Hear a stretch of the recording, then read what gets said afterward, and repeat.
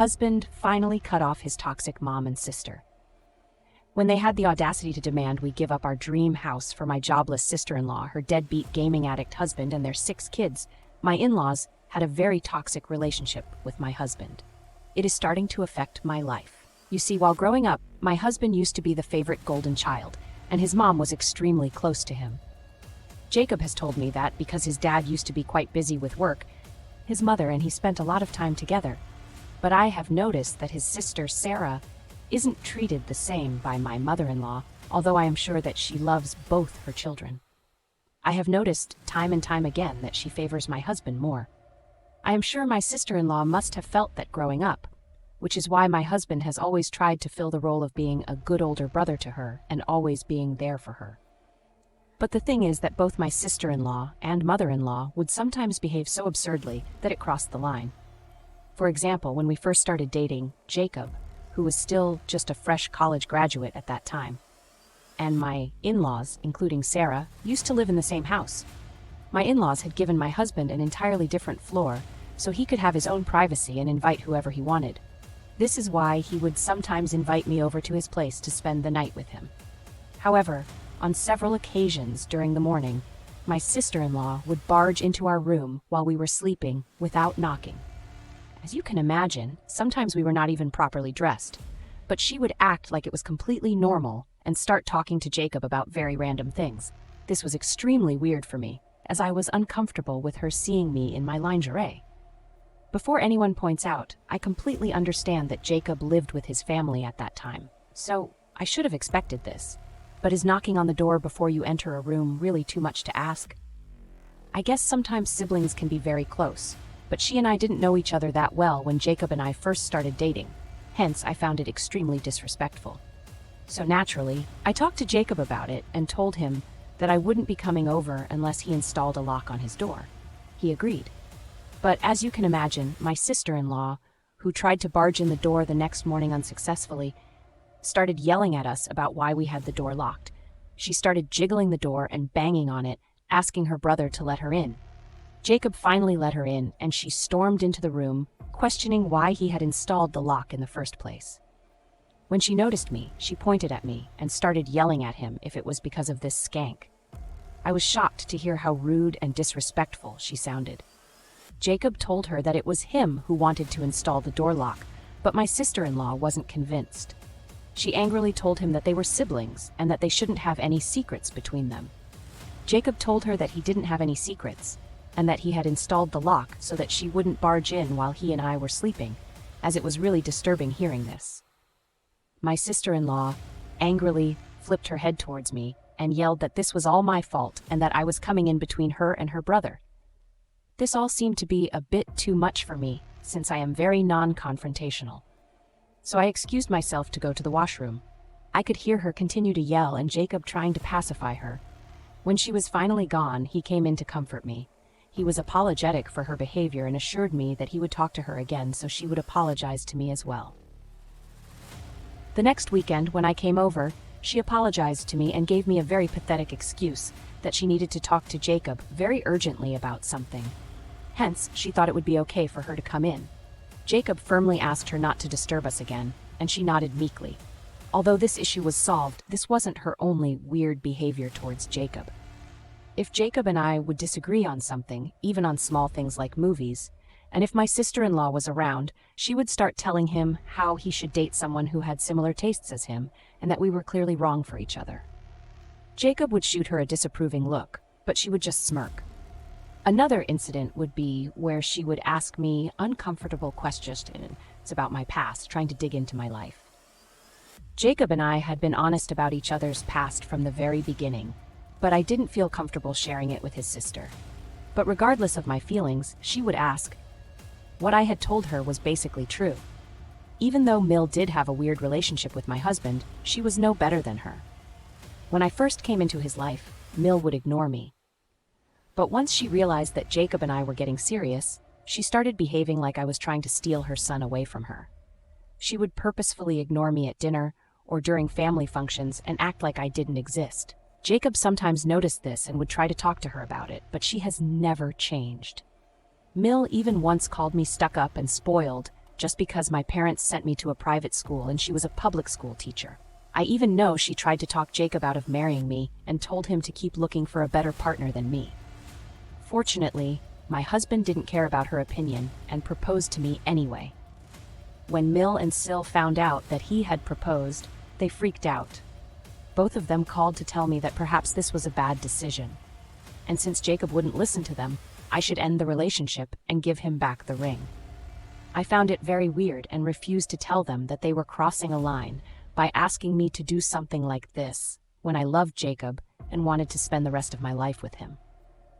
When they realized that they couldn't convince me, Mill changed her tune and begrudgingly told me that I should strive to be the best wife for him and take care of him the way that she had taken care of him all these years.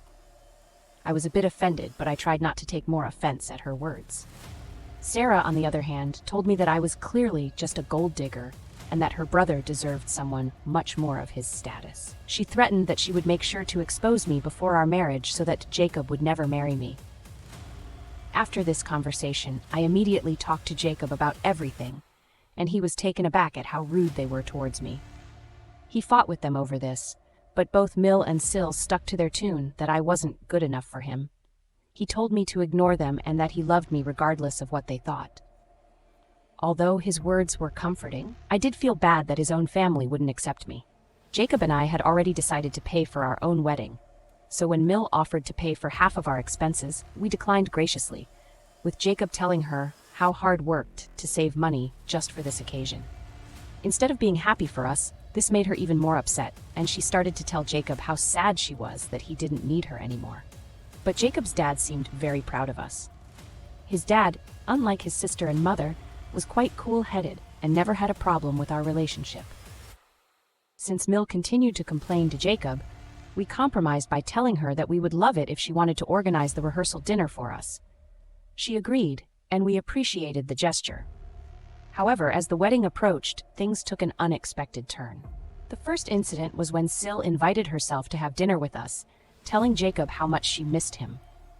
By this time, Jacob and I were living on our own after our engagement, so we thought she genuinely wanted to spend time with her brother. So we agreed. Jacob asked me clearly if I was okay with having dinner with her, and I begrudgingly agreed, as I didn't want to be rude to my sister-in-law, who was soon going to be my family. While we were having a good meal, Sil, seemingly out of the blue, started talking about how she absolutely detested cheating partners, and that cheaters were nothing but useless pieces of... We looked at her, curiously thinking about where she was going with this, when Sil looked me square in the face and asked me how it felt to be a useless piece of... My brows furrowed in confusion, and then Sil began to yell, accusing me of having an affair with my coworker, Zach. Jacob asked her what she meant by that, and Sil triumphantly began pulling out pictures of me and one of my coworkers, waving them around and insisting that she had caught me red-handed. I already knew that I had never been unfaithful to Jacob since we started dating, so I was curious as to why she thought I was having an affair with my coworker. Looking through the pictures, they looked quite harmless. It's true, Zach and I were close coworkers, but it was only because we had both started at the company at the same time, and we helped each other whenever we made any mistakes, so that our boss didn't reprimand us later. Zach even had a girlfriend, and Jacob knew about that.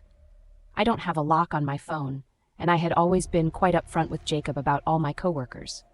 These casual moments, captured in the photos, were twisted by my sister-in-law into something they were not evidence of an imaginary affair. She only wanted to investigate me since I wasn't of their status, and she was afraid that I was marrying him to take away his money. Jacob firmly told her that her claims were baseless and that she was creating unnecessary drama out of nothing. He tried to reason with her, asking her to stop spreading lies and trying to harm our relationship. But Sil kept yelling at him, saying he should open his eyes to the obvious affair that was going on. I also tried to tell her that we were just co-workers, but she vehemently stuck to her statements.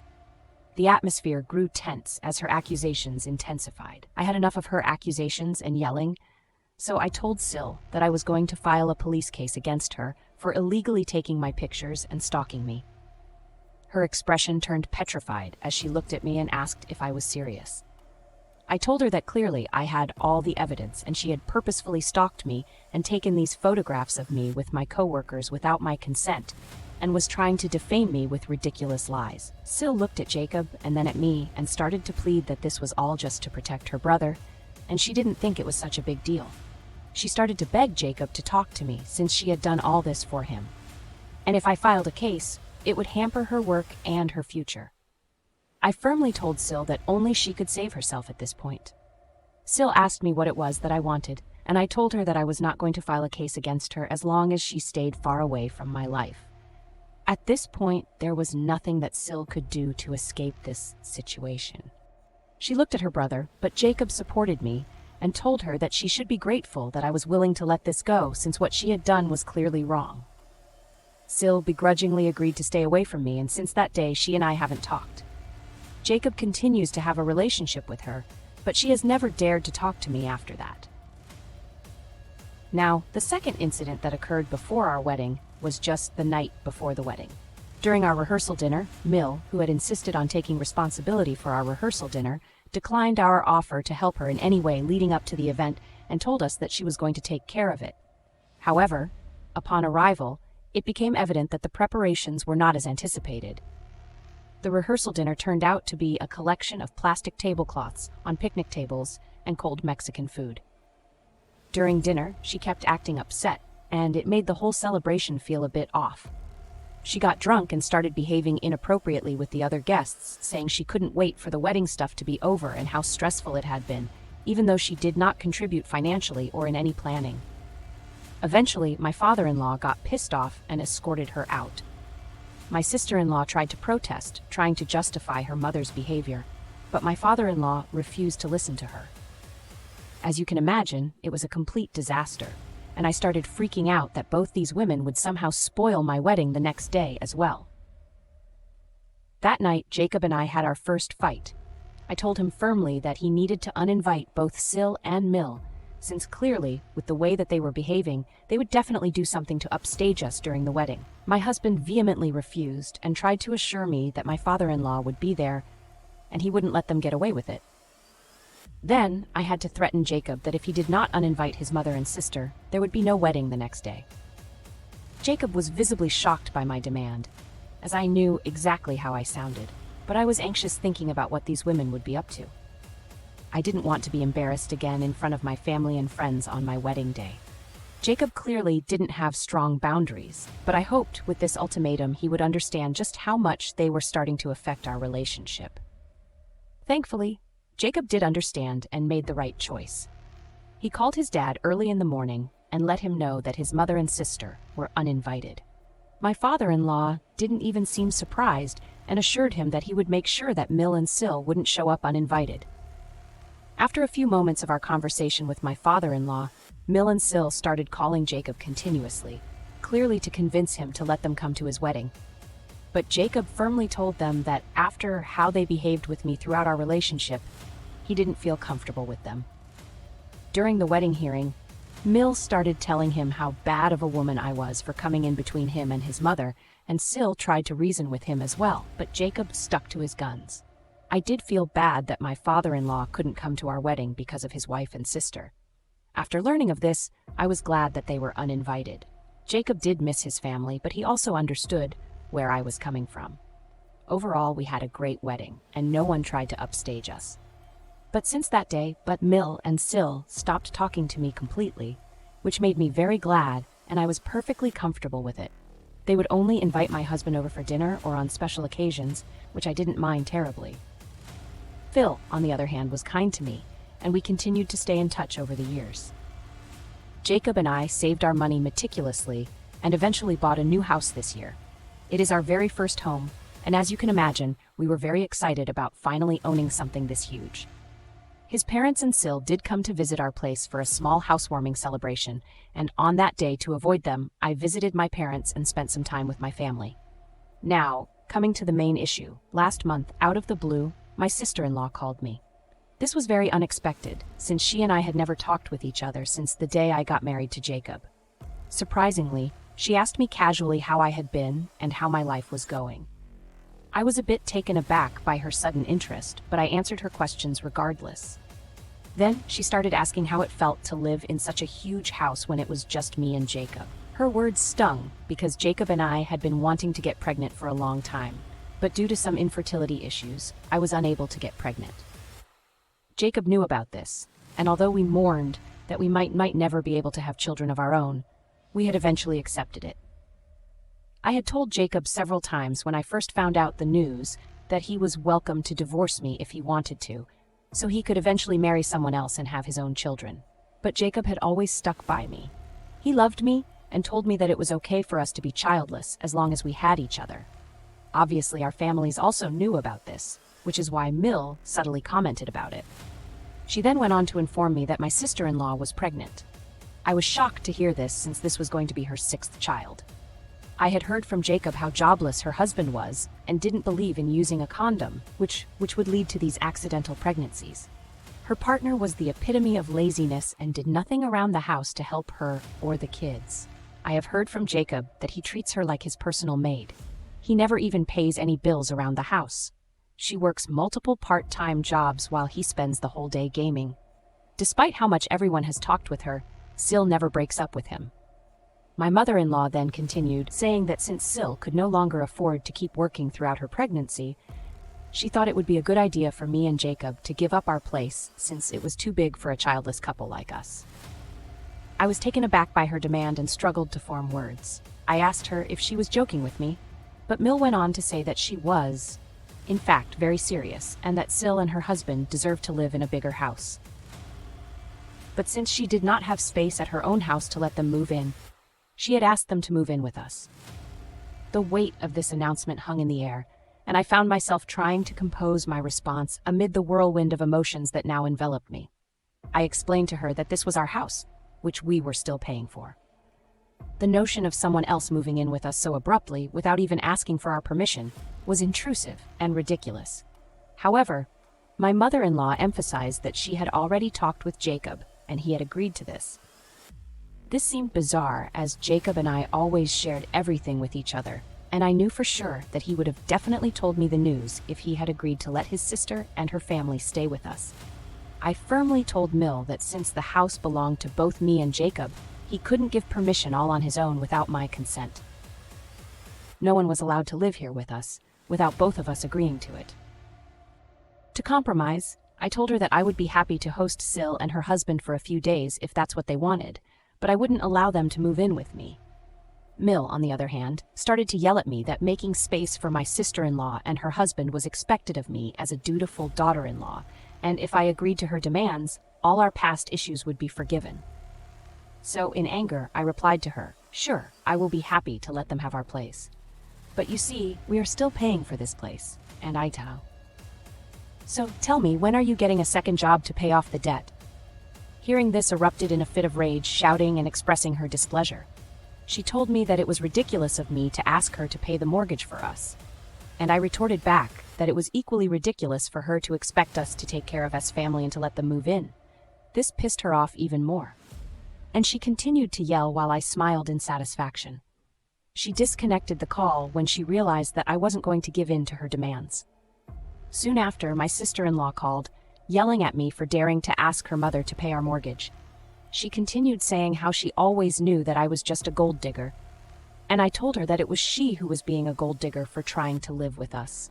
And if she ever wanted to see who the real gold digger in the family was, then she needed to look at her own partner who did nothing to help her out.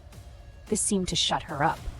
I firmly told her that she could bicker with me all she wanted, but I am never allowing her family into our house unless they wanted to help us with our mortgage. She accused me of being heartless and prioritizing money over family. The tables had turned, and I felt relieved at the prospect of standing up for myself and not backing down, regaining control of my home. However, I do feel a bit guilty thinking about my ex-husband, and I am here on Reddit wondering if what I have done makes me an asshole. Update 1. Thank you to everyone who has shown their support for me. To answer the most important question that everyone keeps asking, why would my mother-in-law even demand such a ridiculous thing from us? It's because my mother-in-law has always been this entitled. Clearly, my husband has let this charade go on for far too long. He and I need to sit down and have a serious talk about this. It's pathetic how my mother-in-law can lie about her own son just to get her own way. My sister-in-law is just a pawn in her play who goes along with whatever her mom wants, because my mother-in-law has always heavily favored my husband. My sister-in-law just listens to whatever her mommy says in the hopes that my mother-in-law favors her as well. In this case, my sister-in-law stood to gain from this situation, since she could depend on us to pay for her bills and take care of her children while her worthless husband would do nothing. I am waiting for my husband to be back from his business trip so we can talk. I don't want to discuss this over the phone with him since it's too important. Update 2. It's been 3 days since my last update. As I had mentioned earlier, I was waiting for my husband to be back when he returned, and we could finally sit down and talk. I told him about how his mother had called me, demanding that we give up on our house for his sister and her family. Jacob was clearly taken aback hearing this, and I went on to tell him the entire story.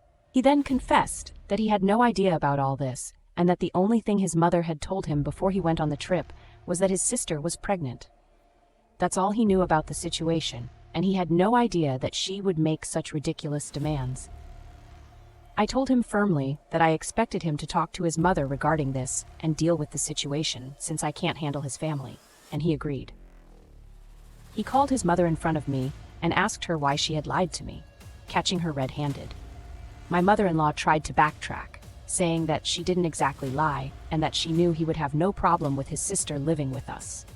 So she had decided to take matters into her own hands and asked me directly. Jacob stopped her mid-track and asked her why she assumed that he would have no problem with his sister-in-law and her entire family moving in.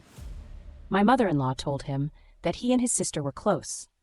So obviously, that would mean that he would have liked to help her out by allowing her family to move in. Hearing this, I closed my eyes in frustration, but I kept my mouth shut since Jacob needed to handle his mother. My husband then firmly told her that there was no way that he was letting his sister, her jobless husband, and her 6 children move in with us, and that she had no right to force us to take care of them. My mother-in-law started yelling that she really needed someone at this point, but my husband told her that it wasn't our responsibility, and that if she wanted, then she should take care of his sister. My mother-in-law then began to say how her husband didn't want that, and that their house was too small, but we were living in such a huge house, so we could easily help out. She even went into. Mill tried to backtrack, but Jacob continued to yell at her that he had tried his best to have a good relationship with them, even after they had continuously disrespected him. But he couldn't take this anymore. Mill started begging him, but Jacob told her that this was their house and he was his wife. Anyone who disrespected him also disrespected her and didn't deserve to stay in his life. With those final words, Jacob cut the call. Since then, he has had no contact with both S and Mill. Phil did call to talk to him, but after learning of the entire incident, he understood exactly why Jacob had taken such a drastic decision. Phil talked and apologized to me on behalf of his wife, but I told him that it wasn't his fault. Anyway, update 3. It's been an interesting 2 weeks. A lot of people suggested I install cameras around my place, just in case Mill and Sil decided to show up and create a scene.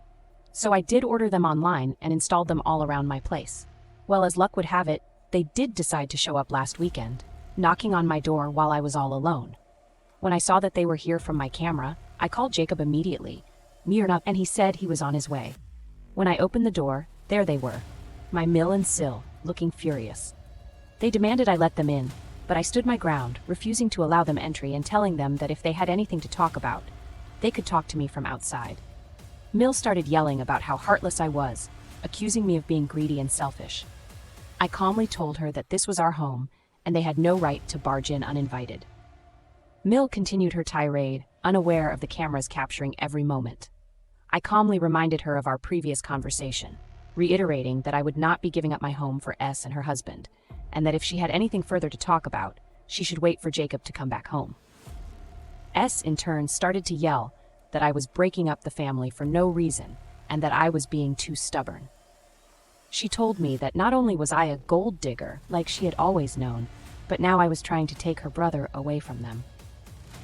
I then informed them that whatever they were saying was being recorded on our cameras, and that I would be using this evidence to get a restraining order against them. So next time, they couldn't come 50 feet near our house. Their eyes widened in shock, and Mill yelled that I wouldn't dare to do that. I smirked at her and told her that if they didn't get out of our property this very minute, She would be receiving a legal order very soon. This scared them straight, and my S started to say how I was overreacting and that it wasn't a big deal. Fortunately, at this point, Jacob arrived. He walked towards us calmly and asked Mill what they were doing there. Mill rushed to hug him, but he deflected her and asked her firmly again what she and Sil were doing here. Sil started to say that they knew it was me who was trying to control his life by not letting him talk to them, and that they had come here to confront me. I rolled my eyes at how absurd they both sounded. Jacob clarified to both of them that it was he who had made the decision to go no contact, and that he did not want anything to do with both of them. Mill started to beg him at this point to forgive her, but he simply asked them to leave the property, or he would have no choice but to call the police. Their eyes widened in shock. Clearly, both of them had not expected this reaction from him. Jacob went on to tell them that if they ever showed up at our house again, then he and I would be free to call the police on them and have them removed forcefully. They looked devastated, but Jacob didn't care anymore. I felt relieved that my husband was finally standing up for me. Eventually, both of them left, still fuming.